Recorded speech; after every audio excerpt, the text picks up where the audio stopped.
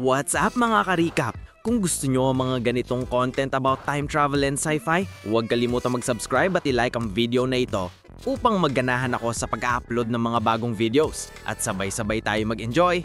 Halika, simulan na natin! Ang kwento natin ngayon ay tungkol sa isang batang lalaki na nabubuhay sa nakaraan at isang batang babae na nabubuhay sa hinaharap. Sa hindi may paliwanag na paraan, nadiskubre nilang maaari silang mag-usap gamit ang isang radyo. Nang nangyari ang kakaibang connection na ito, ng taliwas sa normal na batas ng oras at kalikasan, nagsimulang magbago ang kanilang buhay sa mga hindi inaasahang paraan. Apektado rin ang mga taong nasa paligid nila. At sa huli, ang pagbabagong ito ang nagiging pinakamalaking twist sa buong kwento. Ang pelikulang ito ay hindi lang basta science fiction. Puno rin ito ng romansa at mga feel-good moments na siguradong tatama sa puso mo at magpapaiyak sa'yo. Nagsisimula ang kwento sa pagpapakilala sa atin ng isang college student na si Kim. Nakasakay siya sa bisikleta at nakikinig ng musika habang papunta sa paaralan. Siya ang pangunahing bida sa ating kwento. Nag-aaral si Kim ng mechanical engineering at kakabukas lang muli ang klase matapos ang bakasyon. May kasama siyang kaibigan habang naglalakad. Sabi ng kaibigan, "Uy, alam mo ba na ngayong taon may 17 na babae ang pumasok sa mechanical department?" Nagulat si Kim at nagtanong, "Ganun karami ang babae sa mechanical department?" Tinukso siya ng kaibigan, "Oo, wag kang himatain sa tuwa. May isa pang araw dong na top scorer na nakapag-register na sa department natin pero hindi pa pumupunta para magpa-admission. Kukunin ko ang number niya sa'yo. Tawagan mo siya at kumbinsihin mo siyang sumali sa department natin. Kapag pumunta siya, pwede nating ipagmalakis buong college ng top scorer ay mechanical engineering ng pinili." By the way mga kaibigan, ang bahagi ng kwentong ito ay nagaganap noong 1999. Binigay nga ng kaibigan ng number ng babae. Nag-record si Kim ng voice message para sa kanya. "Narinig kong nag-register ka na sa college namin, pero hindi ka pa nag-a-admission. Gusto ko lang sabihin na ang best department dito ay yung mechanical department. Kapag sumali ka, tutulungan kita sa lahat ng kailangan mo. Bilang leader ng mechanical class, ituturing kitang sariling kaibigan. Sana mag-register ka na today. At ngayong gabi, may freshers party tayo. Hihintayin kita sa auditorium at personal kitang sasamahan sa party." Pero mga kaibigan, wala talagang alam si Kim tungkol sa babaeng iyon. Alam lang niya na babae siya at naisip niya, bago pa maadaw ng mga kaibigan ko, kakausapin ko na siya at baka maging girlfriend ko pa. Ito ang maliit niyang plano. Sa university, maraming department na may mga babae, pero malayo ang hostel nila sa boys hostel. Hindi pwedeng pumunta ang mga lalaki doon at hindi rin basta-basta makalapit ang mga babae sa boys hostel. Kaya tuwang-tuwa ang mga mechanical boys na may bagong mga babae sa department. Nang hapon naman na, matapos marinig ang voice message ni Kim, tumawag ang babae at nagtanong, "Paano kita makikilala? Hindi pa kita nakikita." Sinabi ni Kim ang kulay ng suot niyang damit at na maghihintay siya sa auditorium. Dumating ang babae at pagtingin ni Kim sa kanya, love at first sight agad. Ang pangalan niya ay Hansol. Sabi ni Hansol, "Ikaw ang leader ng mechanical class, di ba? Hindi ko pa kabisado ang college na to. Pwede mo ba akong itour? Gusto ko rin sumali sa mga club." Masayang masaya si Kim. "Oo, syempre, para dito ako pinanganak." Ipinasyal niya si Hansol sa buong campus. Para sa Kim, parang piyesta ang paglalakad nila. Sa huli, dinala niya si Hansol sa radio room. Mahilig si Hansol sa radyo at sabi niya, "Pwede bang pumasok at subukan ito?" Tinangka buksan ni Kim pero nakuryente siya. Mukhang may sira ang kuryente, sa ibang araw na lang. Nagtanong si Hansol, "May marunong ba ditong gumamit ng radyo?" May kaibigan naman si Kim na si Sean na may radyo at marunong gumamit noon. Pero ayaw niya na baka magkalapit si Hansol at Sean. Kaya pinalusot niya, "Luma na tong radyo, may phone na ngayon. Bakit mo pa gustong gamitin?" Sagot ni Hansol, "Gusto ko talagang matuto. Hahanap ako ng marunong magturo." Lumipas ang gabi na nag-uusap sila. Sumunod ay freshers party. Top scorer si Hansol, kaya agad niyang napansin ng lahat. Pero sa party may lasing na senior na nang asarat ng gulo sa kanya. Sinagot ni Hansol ng sobrang tapang kaya napahiya ang senior. Nagalit ito at tinangkang saktan si Hansol pero nagulat ang lahat sa tapang ng babae. Pagkatapos ng party, naglakad sina Hansol at Hawong Kim. Sabi ni Kim, "Ako nga takot dun sa senior na yun, pero sinermonan mo siya ng parang bata. Iinumin niya yun ng buong buhay, pero baka gantihan tayo ng mga seniors." Kalma lang si Hansol. "Bakit ka natatakot? Siya ang mali, siya ang dapat matakot." Inihatid ni Kim si Hansol sa hostel. Sabi ni Kim, "Ang ganda ng araw ko dahil kasama ka. Parang matagal ko na kitang kilala. Ang lakas na koneksyon natin. Bukas mag-lunch tayo." Medyo nawindang si Hansol dahil sobrang daldal ni Kim. Pero nung ngumiti siya ng, "Okay, bukas." Lumipad sa tuwa si Kim at nagmadaling pumunta kay Shan. "Mahilig sa radyo si Hansol. Pahiram ng radyo mo." Sabi ni Shan, "O sige, anytime." Mag-isa sa buhay si Kim baliban sa pet turtle niya. Kinausap niya ang turtle tungkol sa nangyari. Kinagabihan, dinalam ni Shan ang radyo sa kwarto. Isang araw may boses na lumabas sa radyo pero hindi agad napansin ni Kim. Kinabukasan, nagkita sila ni Hansol pero si Kim nakatitig lang sa kanya, iniisip kung gaano siya kaganda. Nagtanong si Hansol, "Ikaw, anong gusto mong gawin sa future?" Bigla, hindi nag-isip si Kim. Gusto kong halikan ka ngayon." Natauhan siya paglabas ng salita. Nagalit si Hansol at umalis. Malungkot si Kim at kinausap ang pagong. "Tapos na ang love story namin bago pa magsimula. Mag-aakalain siya sa Shan na magyabang akong mambabae." Biglang lumipas muli ang boses sa radyo. Isang babae. Excited. "Wow, gumana. Ang akala ko sirang luma na ito." Nagpakilala siya. Manny, electronic student. May assignment siyang makipag-usap sa isang stranger sa radyo. Nag-usap sila, pinayuhan siya ni Kim, at nagkasundo silang magkita sa harap ng campus at 12 noon. Dumating si Kim, naghihintay sa ilalim ng tirik na araw. Hindi dumating si Manny. Pagdating ng 2 PM, umalis si Kim. Pero sa kabilang side, dumating pala si Manny. Umulan ng malakas sa kanya. Dito natin nalaman ng katotohanan. PN, si Kim ay nasa 1999, si Manny ay nasa 2022. Ginugulo sila ng panahon pero pinag-uugnay sila ng radyo. Hindi nila alam kaya naghihintay silang walang patutunguhan.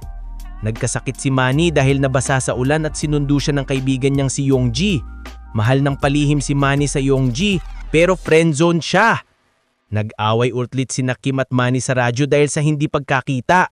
Nang marinig ni Kim ang ulan sa mic ni Manny, lalo siyang naguluhan. Kalaunan napatunayan nila na nasa magkaibang panahon nga sila. Sinabi ni Kim, "Sa panahon mo, nandun pa ba ang lumang phone booth sa campus?" Sagot ni Manny, "Oo, susulatan ko kayon, tignan mo kung may makita ka."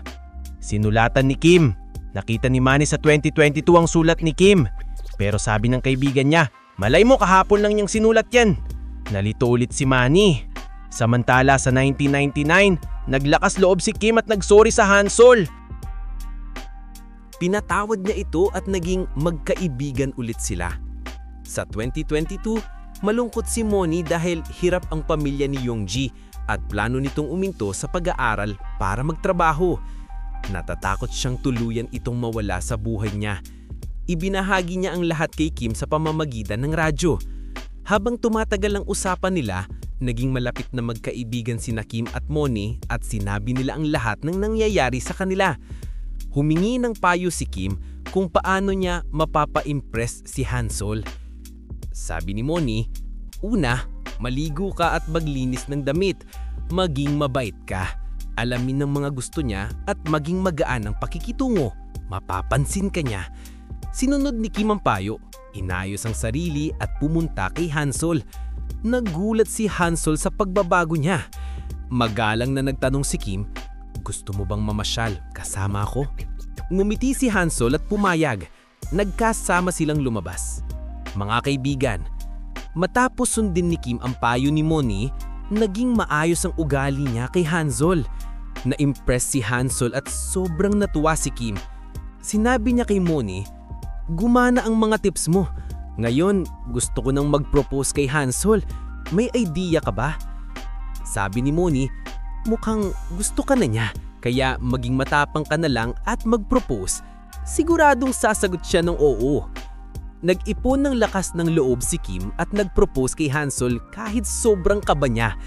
At nang sabihin ni Hansol na oo, parang lumipad sa tuwa si Kim. Ikinuwento niya agad ang magandang balita kay Moni. Masaya rin si Moni para sa kanya. Tinanong ni Kim, "Ikaw naman, kamusta ang boyfriend mong si Yongji? Nakita mo ba siya?" Sabi ni Moni, "Oo, nakita ko siya. Tumigil siya sa pag-aaral para suportahan ng pamilya at nagtatrabaho na siya sa restaurant. Gusto ko pa rin siyang iproposahan pero natatakot ako. Paano kung tanggihan niya ako at masira ang pagkaibigan namin?" Sabi ni Kim, "Hoy, ikaw ang love expert na tumulong sa akin. Ba't di mo sundin ng sarili mong payo? Huwag kang mag-alala, tutulungan din kita. Bibigyan kita ng tips na kahit sinong lalaki mapapasagot ng oo." Natawa si Moni at sinabing, "Okay, boss." Kinuha niya ang notebook at sinulat ang mga tips ni Kim. Matagal silang nagkwentuhan. Pagkatapos ay sinabi ni Moni, "Alam mo namang nasa 1999 ka, di ba? Ang tatay ko, nag-aral din sa university niyo noon. Mechanical engineering siya. Baka kilala mo?" Nagulat si Kim. "Talaga? Ano pangalan niya?" Sabi ni Moni, "Sean." Nanlaki ang mata ni Kim. "Anak ka ni Sean? Ang sakto naman!" Ngumiti si Moni. "Oo, kilala mo rin siguro ang mama ko. Mechanical din. Magkaklase sila, nagkain laban, nagpakasal, tapos ipinanganak ako." Tinanong ni Kim, "Sandali, ano pangalan ng mama mo?" Sagot ni Moni, "Hansol." Parang nabasag ang puso ni Kim sa narinig. Tuwang-tuwa si Moni at nagtanong, "Pwede mo ba akong kwentuhan tungkol sa love story nila? Gusto ko talagang malaman." Pero sobrang nasaktan si Kim kaya nasira niya ang mic ng radyo. Sa kabilang linya, nagtataka si Moni kung bakit biglang naputol ang tawag. Sa kwarto niya, may litrato sina Sean, Hansol at batang Moni. May alaga rin siyang malaking pagong, katulad ng alaga ni Kim nung nakaraan. Kinabukasan, pumasok si Kim sa college na sobrang tensyonado. Nakita niya sina Hansol at Sean na masayang nag-uusap. Mula nung dumating si Hansol, hindi niya pa nakikitang nag-uusap ang dalawa. Nagselo siya at muntik nang saktan si Sean pero pinigilan ng sarili. Inila niya si Sean at galit na nagtanong, "Sabihin mo sa totoo, ikaw at yang Moni na yon, niloloko mo ba ako gamit ang radyo?" Gulat si Sean. "Sinong Moni? Hindi ko alam sinasabi mo." Napansin ni Hansol ang tensyon at nagtanong, "Anong nangyayari? Bakit kayo nag-aaway?" Sabing mabilis ni Kim, "Wala, okay lang." Hinawakan niya ang kamay ni Hansol at umanis. Nagtanong si Hansol, "Bakit ka nagaganyan? Akala kong sasaktan mo si Sean. Anong problema mo?" Nagpaliwanag si Kim, "Wala yon.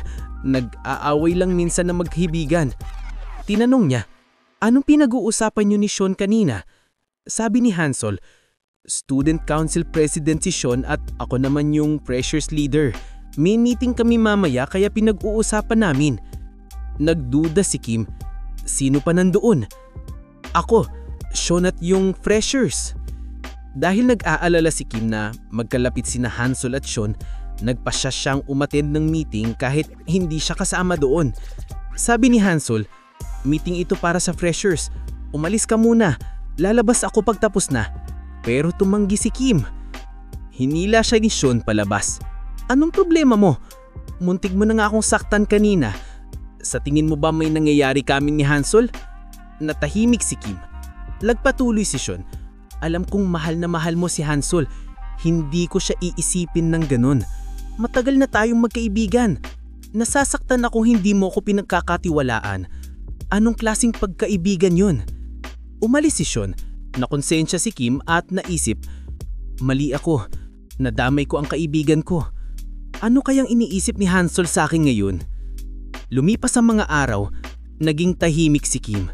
Natatakot siyang iwanan siya ni Hansol. Kasabay nito, iniisip niya na kung sila ni Hansol lang nagkatuluyan, hindi na mabubuhay si Moni sa hinaharap. Isang araw, pumunta si Hansol sa bahay ni Kim. Napansin niyang maraming libro. "Mahilig ka pala sa libro." Sabi ni Kim, "Hindi lang ako mahilig. Nagsusulat din ako ng libro. Napansin niya ang radyo. Nang ilang beses, humiling akong turuan mo kung gumamit nito. Sabi mo wala ka. Nandito pala. Pero malamig si Kim. Hindi akin yan. Kay Sean yan. Nadilaw ang mata ni Hansol. Kay Sean? Ang ganda naman. Lalo itong nakakasakit kay Kim. Inilabas ni Hansol ang litrato nilang dalawa at pinaskil sa gilid ng radyo. Biglang naalala ni Kim ang kwento ni Moni. Parang may puting sticker sa gilid ng radyo ng tatay ko. Ngayon naintindihan niya, hindi sticker yun. Ang larawan na kakakapaskil ang ni Hansol. Tumanda, kumupas naging parang puting marka pagdating sa 2022. Doon na-realize ni Kim ang katotohanan. Una, kay Sean ang radyo. Pangalawa, ang kausap niya ay ang anak ni Sean at ni Hansol. Ibig sabihin, sa hinaharap, si Hansol ang mapapangasawa ni Sean. Hindi siya. Samantala, sa 2022, napansin ni Moni na parang may mali. Naghinala siya kaya tinignan niya ang mga lumang album ng magulang niya.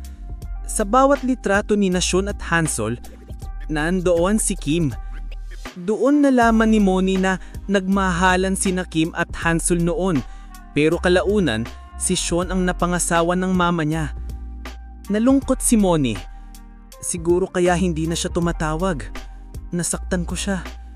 Tinawagan siya ng mama niya na si Hansol. Tinanong ni Moni, "Mama, ano nangyari kay Kim?" Sumagot si Hansol, "Akala niyang mahal ko si Sean kaya umalis siya. Hinanap ko siya pero hindi ko na siya nakita. Hindi ko alam kung buhay pa siya." Ikinuwento ni Hansol na ilang taon pagkatapos na mawala si Kim, nagkarelasyon sila ni Sean at nagpakasal. Umiiyak si Moni at sinabi kay Yongji, "Ako yata ang dahilan kung bakit nasira ang pag-ibig nilang Kim at mama ko." Pero sabi ni Yongji, "Hindi mo kasalanan. Nakasulat na yang sa tadhana. Dapat talagang magkahiwalay sila. Dapat na magkasal ang magulang mo at dapat ipinanganak ka." Samantala sa nakaraan, naglalaro si Kim ng basketball. Nasa bleachers sina Hansol at Sean, masayang nag-uusap. Nagselos si Kim at nagwala. Hindi naintindihan ni Hansol ang nangyari. Ipinaliwanag ni Sean na wala yon. Mainitin ang ulo ni Kim pero mabuting tao. Gustong maging writer pero akong nag-convince kanyang pumasok sa mechanical, siguro stressed siya. Kahit sinaktan siya ni Kim, hindi siya nagreklamo. Pinrotektahan pa niya si Kim sa harap ni Hansol. Na-appreciate ito ni Hansol. Pero si Kim, sobrang guilty at nalulungkot. Pag-uwi, hinanap niya ang alagang pagong. Nawala. Sinundan niya ang mga yapak hanggang kalsada. Umulan. Nakita niya sina Hansol at Sean.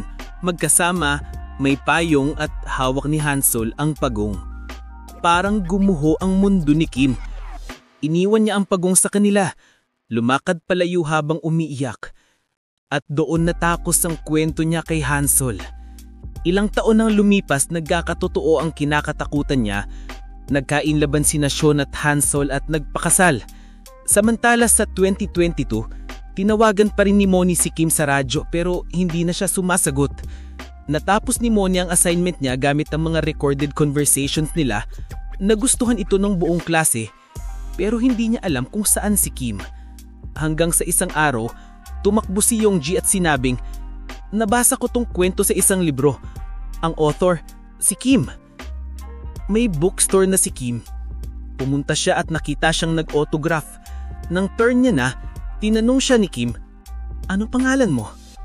Mahinang sagot ni Moni, "Moni." Nakakilala sa agad ni Kim.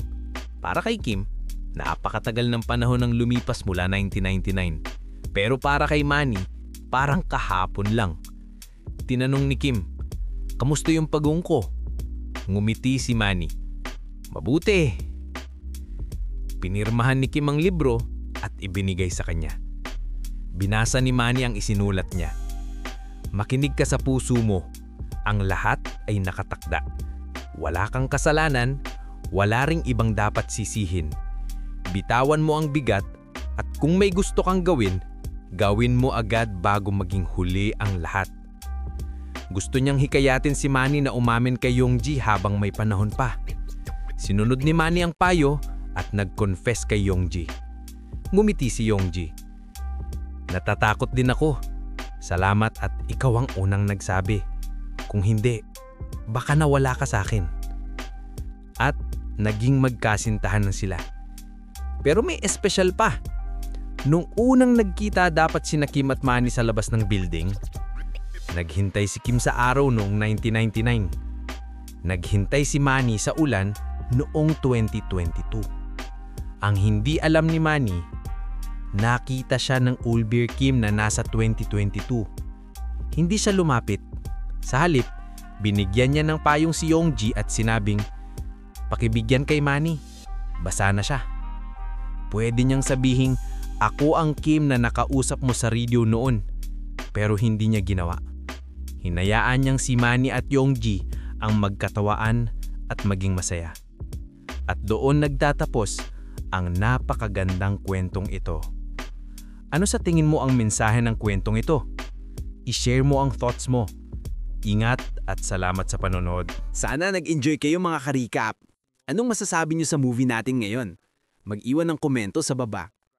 At huwag kalimutang mag-subscribe sa ating channel para sa mga new updates at uploads. Kita-kits sa susunod na kwento. Salamat at mag-iingat tayong lahat.